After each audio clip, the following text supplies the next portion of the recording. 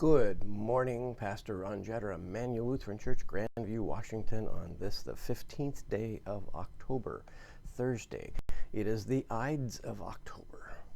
I know you probably heard of the phrase, the Ides of March, the 15th of March, the day in which Julius Caesar was killed by his best friend and confidant, Brutus. Murdered, betrayed. His last words, "You also, Brutus, et tu, Brute," the Ides of March. The Ides is a Latin word referring to the middle of the month and actually applies to only 4 months of the year: March, May, July, and October. So today is the Ides of October. Now, octo, incidentally, is the Latin word for 8. It was the 8th month of the ancient Roman year. It is the 10th month of our year. The Gregorian calendar, which we follow, has 12 months in it. So the Ides of October, the 15th day, or the middle day of the 8th month. A little inaccurate, but there's a little bit of trivia for you today. Tuesday, because I was Zooming live as a test case for Sunday worship from the church itself, the sound quality wasn't great, so let me briefly recap what we did.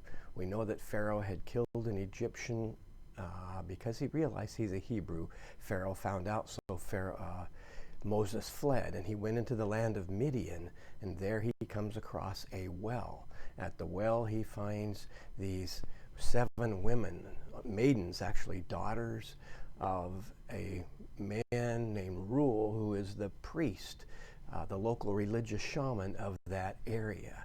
Some other shepherds come to the well, water being scarce. They're fighting over the water, and these shepherds want their flocks to have access to the water, and they push these 7 maidens and their flocks away. Not surprising, men have always pushed women away when it comes to the battle of the sexes. Moses happens to be there, and he then decides to take on these shepherds, one against we don't know how many. But I'm thinking Moses had one look at these 7 maidens and goes, I'm single, I'm adult, they're unmarried. Prospects? Okay, because he doesn't intend to ever go back to Egypt. He just doesn't. His life is forfeit.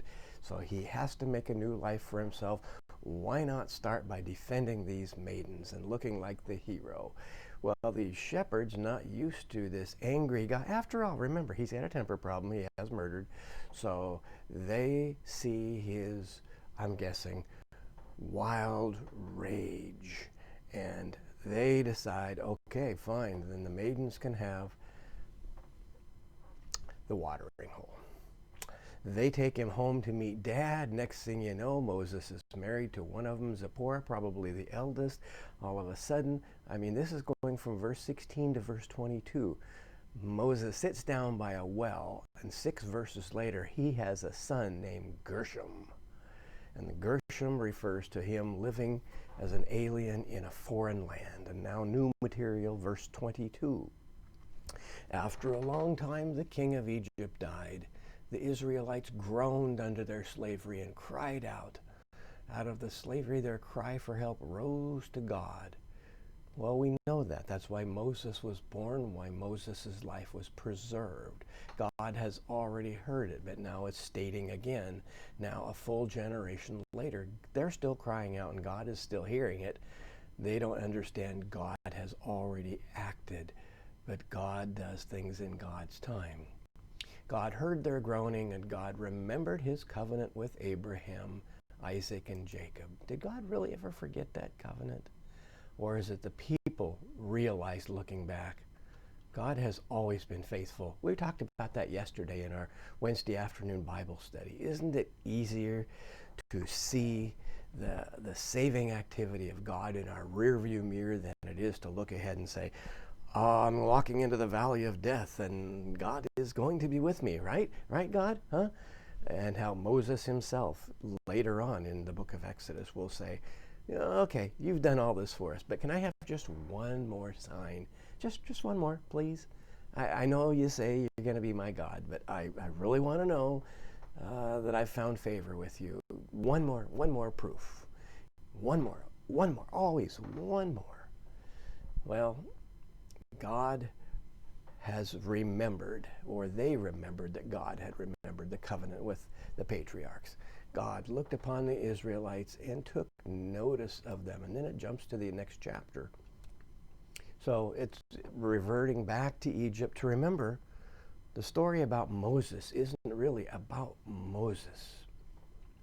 We need to know what's happening with Moses, but Moses' purpose isn't to live as the father of aliens married to aliens in an alien land. Moses has a purpose. So now we get to another one of the really big stories, chapter 3. Moses was keeping the flock of his father-in-law, Jethro, the priest of Midian. Well, what happened to Reuel? We had Reuel, and now we've got Jethro. Wow, I'm a little confused here. Anyway, he led his flock beyond the wilderness and came to Horeb, the mountain of God. There the angel of the Lord appeared to him in a flame of fire out of a bush.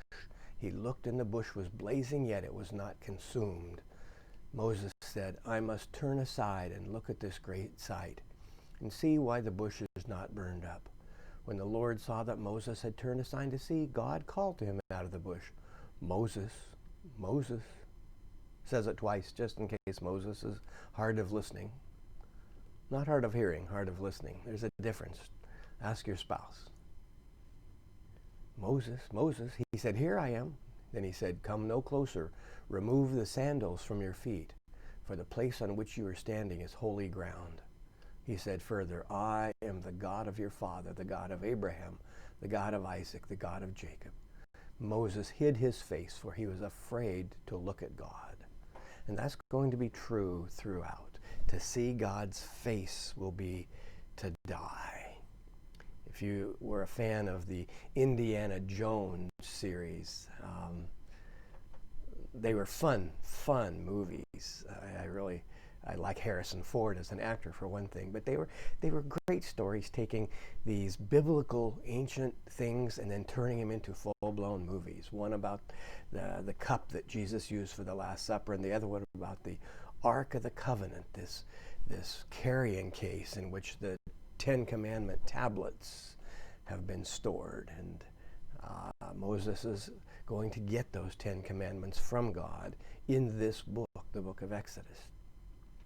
And in the Indiana Jones story, Indiana, played by Harrison, says to his friend, the woman who's with him, close your eyes, don't look.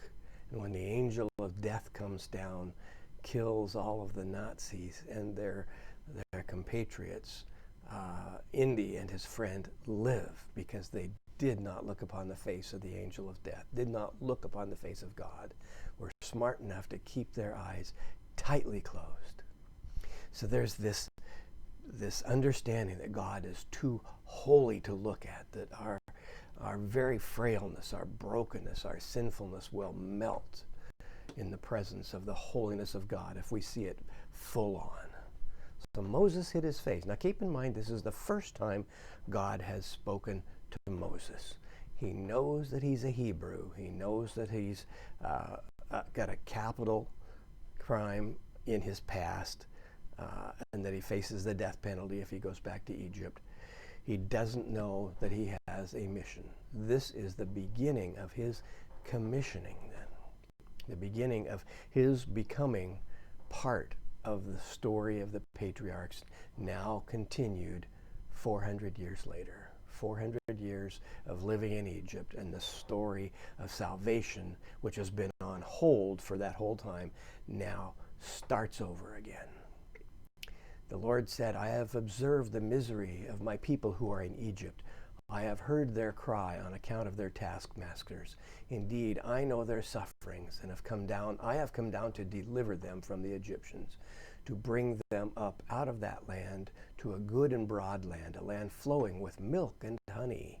Milk and honey. You've got flocks, you've got bees, so there's orchards. To the country of the Canaanites, the Hittites, the Amorites, the Perizzites, the Hivites, and the Jebusites. The cry of the Israelites has now come to me. I have also seen how the Egyptians oppress them. So come, I will send you to Pharaoh to bring my peoples, the Israelites, out of Egypt." Moses said to God, "Who am I that I should go to Pharaoh and bring the Israelites out of Egypt?" God said, "I will be with you, and this shall be a sign for you that it is I who sent you. When you have brought the people out of Egypt, you shall worship God on this mountain." That's a sign. This will be a sign. You'll bring them here. I'm going to need a little more than that to go on, God. You can just see him thinking. Do we do the same thing? Do we say, "Okay, God, I'm ready to step out in faith"? Just one more thing, one more wrinkle in your plan. Let's add another codicil to this covenant between us, so that I don't have to trust quite so fully. I like a little bit of guarantee before I invest in this lifetime relationship with you that's going to be life-changing for me. See you tomorrow.